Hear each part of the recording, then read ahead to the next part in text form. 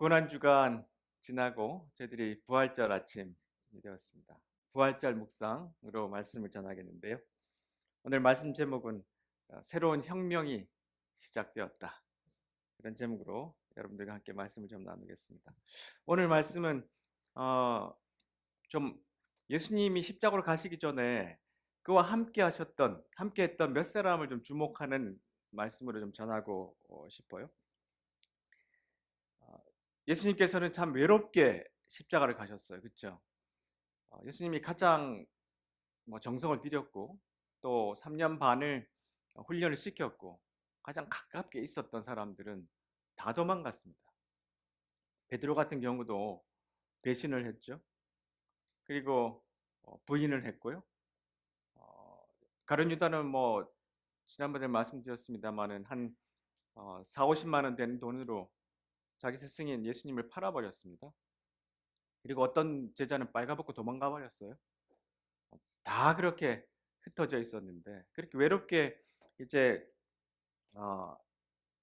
십자가로 가실 때 그래도 예수님은 몇 사람이 옆에서 좀 도와주는 그런 사람들을 과 함께 하셨어요. 첫 번째 사람은 누구냐 하면 구레네 사람 시몬입니다. 구레네 사람 시몬이 마태복음에 이렇게 나와 있습니다. 군인들이 나가다가 구레네 출신의 시몬이라는 사람을 만났습니다. 군인들은 그에게 강제로 예수님을 십자가를 지고 가게 했습니다. 이제 십자가를 지고 가는 죄수들은 이게 크로스빔이라고 해서 가로로 된 나무를 들고 지고 가는데 보통 20kg에서 한 70kg 정도 무게가 된다 그럽니다. 남자로서 20kg, 70kg는 들 수는 있겠죠. 근데 예수님은 너무 많은 고문 채찍에 맞으셔가지고 거의 사실은 십자가에 가시기 전에 생명이 위험하실 정도의 상황이 되었습니다. 자, 그렇게 길을 가고 있을 때 옆에 있던 한 남자에게 예수님 자꾸 넘어지시기도 했고 대신 그 크로스빔을 치게 했습니다. 마가복음에는 이 사람에 대한 이야기를 이렇게 기록하고 있습니다. 그때 시골에서 온 구레네 출신의 시몬이 지나가고 있었습니다. 이 사람의 특이하게 아들을 두 사람을 언급합니다. 알렉산더와 루포의 아버지입니다. 성경은 아무도 이렇게 그냥 지나가는 사람, 의미 없는 사람 이름을 그냥 툭 던져 놓지는 않을 거예요. 그렇죠? 분명하게는 무슨 의미가 있을 겁니다. 그래서 이 군인들은 시몬에게 예수님의 십자가를 지게 했어요. 이 구레네라는 곳은 어디냐 하면 지금의 리비아입니다. 리비아. 그러니까 북아프리카의 지중해 끝에 이렇게 있는 나라입니다. 예루살렘에서도 상당히 멀긴 한데 여기에 굉장히 많은 유대인들의 그 교민들이 살고 있었어요. 일찍이. 그래서 여기에 상당히 많은 유대인들이 살고 있었기 때문에 거기에는 회당도 있었고 많은 사람들이 그곳에서 이 유대교를 접하게 됐는데 특별히 구레네 사람들은 흑인들입니다. 그래서 이제 시몬은 흑인입니다. 그래서 이제 제가 사진 하나 이렇게 보면 이제 구레네 시몬을 그린 그림은 이렇게 십자가의 성인이거든요. 이분이 이렇게 흑인의 얼굴을 하고 있습니다. 자, 이분이 이제 지나가다가 십자가를 우연히 졌는지 아니면 예수님의 그 가시는 길을 상당히 근접해서 쫓아가다가 또 군인들의 어떤 지명을 받았는지는 잘 모르겠지만 여러분들이 혹시 가톨릭 교회에 가보면 지금도 이제 14처라고 해서 이렇게 삥 둘러가면서 혹시 여러분 명동성당에 혹시 가다가 한번 들러보세요. 명동성당에 들어가면 오른쪽으로 딱 들어가면 1처 이렇게 해서 예수님이 잡히시는 것부터 시작해서 조각들이 있습니다. 그래서 14처라고 돼 있어요. 이게 십자가에 죽으시고 부활하는 그 장면들 앞에 서서 이 가톨릭 이제 성도들은 거기다가 이제 기도하면서 이제 그 손에 든 묵주를 돌리기도 하고요. 이렇게 14처를 움직입니다. 거기에 아주 이 구레네 사람 시몬이 십자가를 대신 진 장면도 아주 선명하게 있어서 항상 이분의 일을 기리고 있습니다. 자, 그런데 이 구레네 사람들은 사도행전에 나오면 굉장히 큰 역할을 해요. 이 사도행전에서 성령이 임하시고 난 다음에 복음이 퍼져나가는데 이 구레네 사람들이 굉장히 중심적인 역할을 합니다. 그러니까 아마 이 구레네 시몬이 예수님을 옆에 근접해서 가다가 이 십자가를 옆에다 졌는데 그것으로 끝난 삶이 아니었어요. 그렇죠? 이 십자가의 의미를 그는 분명히 가면서 이해를 하고 예수님과 함께 갔을 것이고, 또한 부활과 성령이 임하실 때 그곳에 있었을 거예요. 그래서 그가 이어가는 삶이 굉장히 달라졌습니다. 사도행전 또 13장 1절에 보면 여기에 안디옥 교회라고 있습니다. 안디옥 교회는 최초의 선교하는 교회였습니다. 이방에 있는 교회였죠. 이 예루살렘에 핍박이 일어나니까 사람들이 흩어져서 갔다가 모인 곳이 안디옥입니다. 거기서부터 이방인 선교사들이 생겼어요. 자, 여기에서 굉장히 많은 사람들이, 구레네 사람들이 중심적인 역할을 하면서 예수님의 그 살아계신 승리의 놀라우신 은혜를 전하기 시작했습니다. 그리고 난 다음에 이 로마서에 보면 바로 이 아들 이름이 등장합니다. 루포라는 이름이.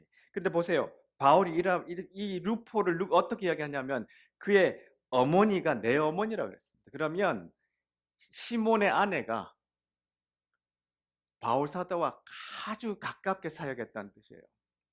근데 이 루포가 진짜 그 루포인지는 뭐 우리가 지금 와서 100% 증명할 수는 없겠지만 추측컨대 이제 아마 이 시몬의 아들 그 복음서에 있던 루포가 바로 구레네 사람 루포가 이 은혜를 받고 세상에 이제 나와서 복음을 계속 전하는 귀중한 인물로, 특별히 그의 어머니도 큰 역할을 했다는 것을 좀 추정해 볼 수 있습니다. 자, 그 다음 인물이 누구냐면 바로 예수님이 십자가 죽으실 때 옆에 있었던 사람이에요. 이 사람은 뭐 큰 의미가 없다고 모르지만 예수님 십자가 죽으실 때 말 걸어준 사람입니다. 저는 그게 굉장히 큰 의미가 있다고 생각해요. 예수님이 지금 십자가 죽으셔서 온갖 고통으로 힘드신데 옆에 지금 양쪽에 폭도가 둘이가 있잖아요. 근데 강도라고도 이제 성경에 기록되어 있긴 한데 이 폭도들이 누구냐 하면 마가복음 보면 여기 예수님 대신에 풀려난 바라바라는 사람이 있습니다. 그렇죠? 기억하시죠? 이 사람이 어떤 사람이냐면 소위 말해서 이제 게릴라예요, 게릴라. 로마의 점령하에 있잖아요. 로마의 점령하에 있으니까 그 로마 사람들을 쫓아내기 위해서 게릴라전을 벌이던 폭도들이에요. 그러니까 독립군들입니다. 근데 이들이 이제 독립 전쟁을 하다 보면 로마인들도 죽이고 막 이런 이제 사건들이 벌어져요. 자, 이 바라바라는 사람이 폭동을 일으키고 살인을 저지른 폭도들이 감옥에 갇혀 있었는데 바로 이들이 아마 그들이 아니었나 그런 생각이 들어요. 일반 강도들은 십자가에 죽이지 않습니다. 일반 강도들이 십자가에 죽이지 않고 반드시 로마에 반역한 사람들을 죽여요. 그러니까 이 사람들은 단순한 강도들이 아니었어요. 그러니까 예수님께서 십자가 죽으실 때 한쪽에 있는 사람이 막 예수님을 비난합니다. 야, 네가 그리스도냐? 네 자신과 우리를 구원해라. 막 죽을 때는 막 이게 막 안에서 이게 분노가 가득 차올랐던 한 사람의 모습을 발견하는데 이 다른 쪽에 있는 사람, 여러분 오른쪽 아니에요. 성경에 왼쪽 오른쪽이 없습니다. 다른 쪽에 있는 죄수가 그를 꾸짖으면서 말합니다. 너도 같은 벌을 받았으면서 하나님을 두려워하지 않느냐?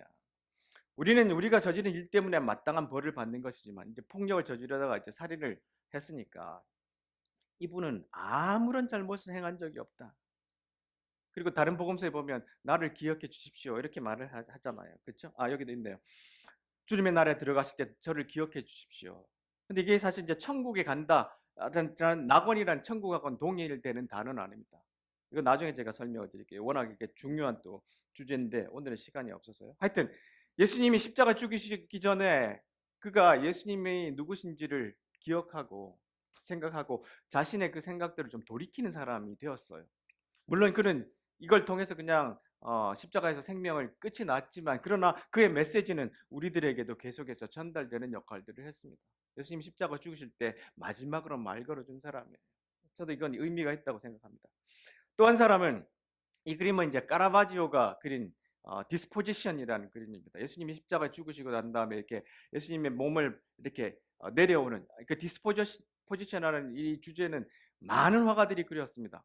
근데 카라바지오는 항상 이게 새로운 화풍이었잖아요. 마치 조명이 있는 것처럼 뒤에 배경은 하나도 없이 인물에게만 이렇게 빛을 쏘는 아주 그 당시에 뭐 획기적인 그림을 그렸던 사람이죠. 이 카라바지오가 그린 이 그림에 보면 등장하는 사람들이 있습니다. 이들이 바로 예수님을 십자가에서 내린 사람들이에요. 이들이 누구였나 하면 바로 어, 아리마대 출신의 요셉이라는 사람입니다. 들어보셨나요? 혹시 아리마대 사람? 이 아리마대는 정확하게 어떤 동네인지는 모르겠지만 아마 예루살렘 근처에 있는 언덕 위에 있는 아주 부자 동네였어요. 자, 이 사람은 다른 이제 그 여러 가지 뭐 이 사람을 향한 묘사들도 있는데 이 사람 첫 번째 유대의 의회원이었어요. 그러니까 아주 젊은 사람이기도 하지만 높은 직위를 갖고 있었던 사람이었고 아주 부자였습니다. 근데 이 사람을 칭하는 단 또 한 가지 단어가 하나가 있는데 하나님 나라를 기다리는 사람이었어요. 이는 다른 사람들과 좀 달랐습니다. 의회원들하고 달랐어요. 하나님의 나라를 기다리다 보니까 예수님을 만난 거예요. 그래서 다른 복음서에 보면 예수님의 제자였다고 말합니다. 아주 비밀스러운 제자였어요. 자, 그런데 십자가에 죽이는 이 로마인들의 목적은 뭐냐면 수치감을 주는 겁니다. 빨가벗겨서 십자가에 올려놓고 그 다음에 생명이 끝나면 우리 성경에서는 이제 보면 예수님을 이제 내렸잖아요. 근데 원래는 새가 뜯어먹고 뼈만 남을 때까지 놔둬요. 그리고 난 다음에 이제 거의 이제 뼈만 남으면 개에게 던져줍니다. 그게 로마인들이 십자가를 쓰는 방식이에요. 그것은 뭐냐면 수치도 주고 강력한 경고예요. 너희들이 우리 황제에 반역하면 이렇게 죽는다. 근데 예수님을 지금 이제 십자가에 못을 박았는데 원래 같으면 이 사람들은 사실 그 십자가에 달아놔야 돼요. 근데 아리마대 요셉이 빌라도를 찾아갑니다. 빌라도를 찾아갔는데 요청을 하죠. 그래 여러분 어떤 요청을 했기에 빌라도가 예수님의 몸을 쉽게 내줬을까요? 네, 이용석 강사님. 네, 정답입니다. 아리마대 요셉은 부자였어요. 그렇죠? 빌라도는 아주 사악한 관리였습니다. 그에게 먹히는 건 돈이었어요. 아마 아리마대 요셉은 어마어마한 돈을 갖다 주고 예수님의 몸을 내리게 해주십시오. 예수님을 장사지게 지내게 해주십시오. 이렇게 요청했을 거예요. 그래서 아리마대 요셉이 갖고 있는 많은 재물을 빌라도에게 주고 예수님의 몸을 조심스럽게 내려와서 성경에 보면 천을 갖고 와서 쌌다고 그럽니다. 그래서 아리마대 요셉의 이 성인의 그림에 보면 항상 이 천을 손에 들고 있어요. 이 아리마대 요셉은 예수님의 제자였고 또한 하나님의 나라를 간절히 기다리는 사람이었어요. 이 사람은 나중에 성인으로 추앙을 받기는 합니다만은 그가 가지고 있는 재물과 자기 자신의 힘과 그리고 자신의 가족을 위해서 만든 새 무덤 거기 예수님을 모셨잖아요. 그러니까 예수님이 가시는 길을 가장 사실은 잘 장사를 지내준 사람이 바로 이 아리마대 요셉이었어요. 그도 예수님의 제자였어요. 근데 그가 이 예수님을 장사 지내고 난 다음에 예수님의 그 부활을 경험하고 난 다음에 그냥 있었을까요? 그렇지 않았을 거예요. 그런 또 예수님의 그 승리의 십자가의 사건들을 계속 전하는 그래서 그 전승에 보면 이분이 영국으로 가셨어요. 그 영국 복음화에 큰 역할을 한 사람으로 기리고 있습니다. 자, 그리고 오늘 마지막 인물은 여자들입니다. 주일에 아주 이른 새벽에 여자들이 향료를 가지고 무덤으로 갑니다. 무덤으로 가서 보니까 무덤에 돌이 굴려져 있어요. 거기에 들어갔는데 예수님이 시신이 없습니다. 거기 빛나는 옷을 입은 천사가 있었어요. 그리고 그들이 말합니다. 살아있는 분을 죽은 자들 가운데 찾느냐. 예수님은 여기 계시지 않고 다시 살아나셨다. 예수님께서 갈릴리에 계실 때 하신 말씀을 기억하여라. 인자가 죄인의 손에 넘기워 십자가에 못 박히고 3일 만에 살아날 것이라고 말씀하셨다. 여자들이 기억했습니다. 만약에 성경이 그냥 힘 있는 사람들을 위해서 쓰여졌다면 예수님의 첫 부활을 경험한 사람은 베드로였을 거예요. 남자들이었을 거고 예수님의 힘 있는 제자들이 와서 발견하고 예수님 부활하셨다고 외쳤을 거예요. 그런데 성경은 그렇게 이야기를 하지 않습니다. 오히려 이것 때문에 여자들이 그 당시에는 그들의 증언이 효과가 없는 시대였어요. 그런데도 오히려 성경은 이 여인들이 한 일을 위해서 아주 주목합니다. 이 여인들이 예수님의 부활을 첫 번째 경험했고 알려주는 역할을 했어요. 이들이 누구냐 하면 막달라 마리아와 요한나, 야고보의 어머니 마리아와 같은 다른 여인들이었어요. 이들이 향료를 들고 와서 예수님의 몸을 닦으려고 왔다가 부활을 경험했어요. 이들이 예수님의 부활을 사실은 생각하지 못했죠. 이런 부활은 일어난 적이 없으니까. 이스라엘 사람들의 부활은 다 마지막에 일어나는 줄 알았어요. 세상 끝에 종말에. 근데 예수님의 부활은 뭐냐 하면 지금까지 예수님이 가르쳤던 그 말씀이 하나님의 확증이다. 이것의 증거예요. 그것을 이 예수님의 따르던 이 여인들이 봤습니다. 이 여인들은 어떤 역할들을 했냐면 예수님께서 사역하실 때도 굉장히 많은 재물과 기도로 도와줬어요. 그 이후에도 복음이 전파되는데 이 여인들이 큰 역할들을 합니다. 자, 예수님이 십자가 가시기 위해서 이제 제자들은 다 도망가고 이렇게 함께 했던 이 사람들의 삶을 보면 예수님이 참 힘들고 고난받으셔서 갔다고 생각할 수 있지만 꼭 그런 것만은 아니었던 것 같아요. 십자가의 의미들을 주위에서 살펴보기도 했고 또한 그 십자가를 통해서 승리하신 예수님의 부활하신 걸 보고 이들의 삶들도 완전히 달라졌죠. 말씀을 좀 정리를 하려고 하는데 오늘 말씀이 새로운 혁명이 시작됐다고 그랬잖아요. 아마 십자가에 대해서 가장 잘 설명한 책은 바로 이 책입니다. 혁명이 시작된 날. 톰 라이트가 쓴 책인데 제목이 너무 멋있죠. 혁명이 시작된 날. 왜 혁명이 시작됐냐면 예수님이 십자가에 죽으시면서 옛날 구창조, 하나님이 선지를 창조하시고 난 다음에 세상이 다 또 타락하고 부패했잖아요. 그리고 얼마나 많은 폭력들이 커져갔습니까? 권력 잡은 자들이 힘이 커졌어요. 그 폭력과 권력들이 가장 강력하게 등장해서 가장 힘을 발휘한 곳이 바로 십자가였어요. 하나님의 아들을 죽이는. 예수님은 그걸 다 드러나게 하신 다음에 십자가에 죽으시는 방식으로 그것을 이기셨어요. 그 새로운 혁명을 통해서 세상에 새로운 창조가 시작되는 걸 알리셨어요. 그래서 세상이 예수님이 오시고 난 다음과 그 다음 그렇게 바뀌었잖아요. BC, Before Christ, 그렇죠? 예수님이 오시고 난 다음과 그렇지 않은 세상을 그렇게 나눴어요. 그 의미가 거기에 있습니다. 십자가를 통해 바로 잡힌 이 세상을 우리가 십자가를 통해서 우리가 바로 이제 잡혔잖아요. 죄사함과 여러 또 은혜를 받고 그런데 그것은 하나님께서 세상을 이제 바로 잡으시려고 하는 그 계획에 우리를 참여시키려고 하는 거라는 거예요. 그래서 새로운 혁명이 시작됐다는 겁니다. 자, 이 말씀이 참 저에게도 많이 왔는데요. 인류의 죄가 뭐냐 하면 그냥 개인적인 뭘 훔치고 이런 죄보다 예배와 소명에서 실패된 죄에 대해서 이야기를 합니다. 이게 뭐냐? 성경의 큰 이야기에서 죄란 인간이 창조 세계 전반을 향한 하나님의 뜻 가운데 자신이 맡아야 할 역할을 거부한 것이다.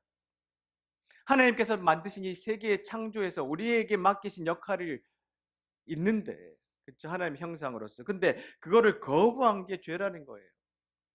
이것은 윤리적 실패, 우리가 도덕적 실패, 이거에 못지않게 소명의 실패라고 한다. 왜냐하면 하나님이 맡기신 그 일을 우리가 안 하고 살았기 때문에 그것이 소명의 실패라는 겁니다. 창조주 대신 피조물을 섬기기로 한 선택, 창조 세계를 다스리고 관리해야 할 자신의 소명과 권위를 피조 세계의 세력들에게 넘겨준 선택은 곧 생명 대신 죽음을 선택한 것이다. 하나님께서 우리에게 맡겨주신 이 역할을 다 버리고 내 욕심과 세상의 권력과 세상의 방식에 내 자신을 넘겨준 것, 우상을 섬기는 것, 이것이 생명 대신 죽음을 선택한 것이라는 거죠. 죄의 근본은 도덕적 실천의 실패이기 전에 하나님이 아닌 다른 것을 섬기기로 한 예배의 실패인 거다. 하나님을 온전히 섬기는 예배의 실패가 바로 우리 소명의 실패로 다가오는 겁니다. 근데 이것은 주일날 예배에만 국한되는 건 아니에요. 우리 삶이 예배잖아요. 제가 그리스도인이라면 부활절은 예배를 드리셔야죠. 제가 어제 카톡에 올렸는데 그만큼 예배가 중요한 겁니다. 예배를 제대로 드려야 우리는 온전한 소명을 발견할 수 있고요. 온전한 소명이 갖고 있어야 참 인간으로 살아갑니다. 이 말씀도 참 중요해요. 여기서 말하는 소명이란 하느님의 세상을 향한 창조주의 목적을 실행하는 참으로 인간적인 과제를 지닌 참 인간이 되는 것. 전 이 단어를 정말로 좋아합니다. 참 인간이 되는 것. 참 인간이 되는 것. 바로 그 참 인간은 예수세요. 참 인간이 되는 것. 우리는 참 인간이 아니라 사실은 많이 변형된 잘못된 모습으로 살아가는 죄의 인간들입니다. 소명에 실패한 인간들, 예배에 실패한 인간들이에요. 그래서 좀 더 나은 사람이 되고자 하는 것, 좀 더 예수님을 닮는 사람이 되고자 하는 것, 그것이 참 인간이 되고자 하는 거예요. 이 소명의 주요의 과제는 형상, 예수님의 형상을 담는 것, 창조주의 현명한 청지기직을 세상에 드러내고 주님 우리에게 맡기신 그 일을 드러내고 모든 창조세계의 찬양을 그 창조주께 돌려드리는 것이다. 그렇게 하는 이들이 곧 하늘과 땅이 만나는 것, 위험하지만 신나는 지점에 설하는 부르심을 받은 왕같은 제사장 나라다. 이 십자가와 부활은 바로 내 삶을 다시 살 수 있다라는 혁명이 시작된 날이라고요. 그래서 여러분도 예수님이 BC, AD 나누듯이 여러분들도 어제랑 오늘 나뉘셔야 됩니다. 어제 삶과 오늘 삶이 달라져야 됩니다. 나는 새로운 피조물이다. 고린도서에 보면 누구든지 그리스도 안에 있으면 새로운 창조다. 옛날 번역은 새로운 피조물이다 그랬잖아요. 누구든지 그리스도 안에 있으면 새로운 창조다. We are new creation. 이게 십자가의 부활에 가장 선명하게 던지는 메시지입니다. New creation. 새로운 창조. 나도 새로운 창조가 돼야 돼요. 어제까지 찌질하고 어제까지 좀 성격상 아니면 뭐든지 간에 불만과 부정과 막 어려움들이 많아도 오늘 예수 안에서 You are new creation. 너는 새로운 피조물이다. 예수 안에 있으면 나는 새로운 창조다. 이것을 가지면서 참 인간으로 오늘도 조금 더 나아가는 것. 그래서 소명을 가지고 살아가는 것, 하나님께서 우리에게 맡기신 길을 감당해내는 것, 그것이 우리에게 살아갈 방향이죠. 그것이 오늘 시작되는 혁명입니다. 이전 것들은 지나갔고 보십시오, 새 것들이 되었습니다. 이 모든 것은 하나님께로부터 왔습니다. 하나님께서는 그리스도를 통해 우리를 자신과 화목시키시고 우리에게 화목의 직분을 주셨어요. 우리에게 소명을 주셨습니다. 하나님께서는 그리스도 안에서 이 세상을 하나님 자신과 화목하게 하셨으며 사람들의 죄를 묻지 않으셨습니다. 그리고 하나님께서는 우리에게 화목케 하는 말씀을 맡기셨습니다. 그러므로 우리는 그리스도를 대신하여 일하는 대사입니다. 이게 우리 소명이에요. 이게 그리스도인 십자가를 통과한 사람들의 새로운 혁명입니다.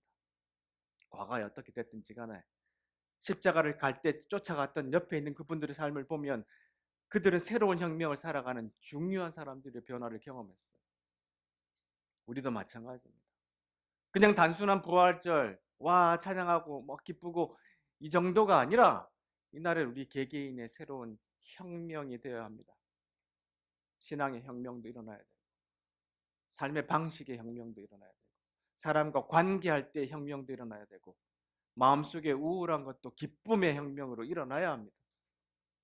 그래서 새로운 출발, 새로운 창조가 우리에게 넘쳐나는 새로운 날들이 우리에게 계속되기를 간절히 소망합니다. 아멘.